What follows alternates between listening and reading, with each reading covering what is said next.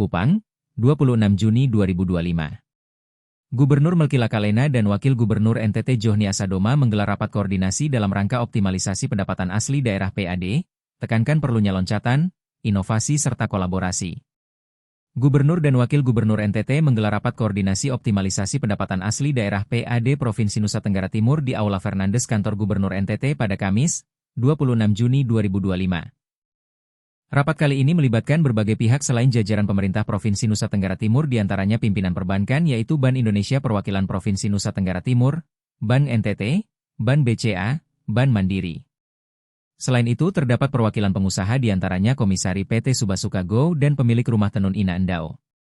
Dalam arahan pembuka, Gubernur Melki mengakui bahwa struktur anggaran pendapatan dan belanja daerah HPBD saat ini sedang tidak baik-baik saja seiring dengan penambahan ASN di lingkungan pemerintah Provinsi NTT.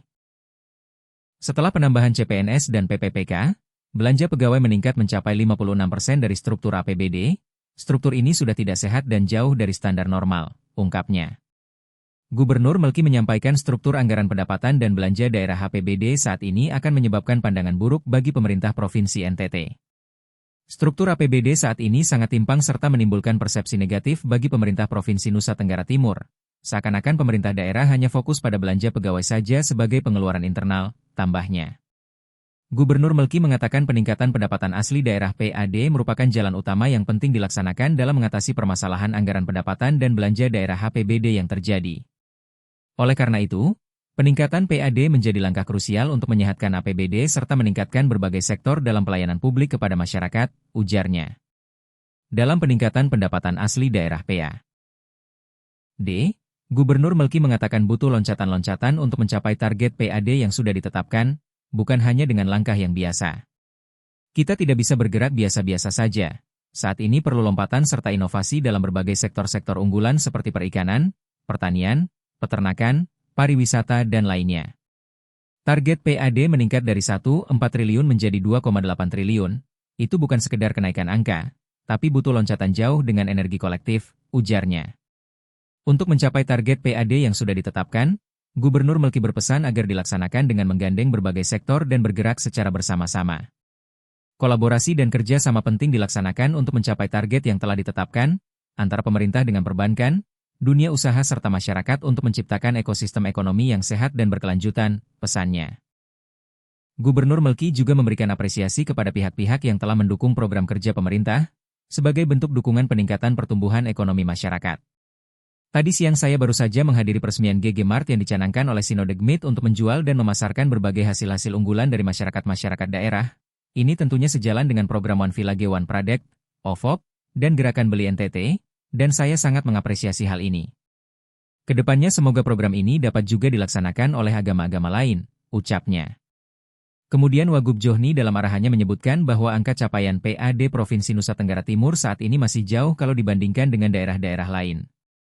PAD Kabupaten Badung di Provinsi Bali mencapai 9 triliun.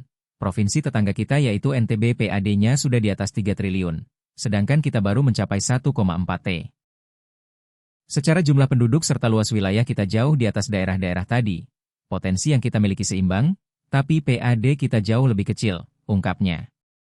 Wakil Gubernur Johni juga mengatakan pentingnya peningkatan PAD untuk mendukung berbagai program termaksud pembangunan infrastruktur dalam peningkatan pelayanan kepada masyarakat. Jalan kita masih banyak yang rusak, sekolah-sekolah kondisinya masih darurat dengan dinding daun dan lantai tanah. Rumah sakit umum juga sudah tidak mampu menampung pasien, sehingga PAD adalah nafas untuk pembangunan ke depannya, kita harus sanggup meningkatkan PAD, jelasnya. Wakil Gubernur Johni berpesan kepada pimpinan organisasi pemerintah daerah OPD agar dapat bersinergi dan bekerja keras, untuk meningkatkan PAD agar mencapai target yang telah ditetapkan. Para pimpinan OPD harus bekerja keras agar dapat mencapai target PAD yang telah kita tetapkan. Pemerintah sebagai penggerak roda perekonomian perlu bersinergi dengan berbagai pihak untuk merealisasikan peningkatan PAD, pesannya. Salah satu unsur perbankan, Kepala Perwakilan BI, Agus Istio Wijajati menyampaikan kondisi perekonomian NTT saat ini masih belum stabil dibandingkan dengan kondisi sebelum terjadinya COVID-19. Kondisi pertumbuhan ekonomi saat ini memang terjadi peningkatan, namun jika dibandingkan dengan daerah lain, kondisi pertumbuhan ekonomi di Provinsi NTT belum kembali normal seperti sebelum terjadinya pandemi COVID-19, perlu kerjasama dan kolaborasi untuk pengelolaan aset serta peningkatan transaksi agar kondisi perekonomian kembali normal, ujarnya. Selanjutnya perwakilan pengusaha Komisaris PT Subasuka Go, Yohanes Don Putra Gotama menyebutkan siap mendukung program pemerintah terutama dalam peningkatan PAD untuk menunjang pelayanan kepada masyarakat. Sebagai pengusaha tentunya kami siap mendukung program-program pemerintah dalam peningkatan PAD agar pelayanan ke depan semakin berdampak pada masyarakat.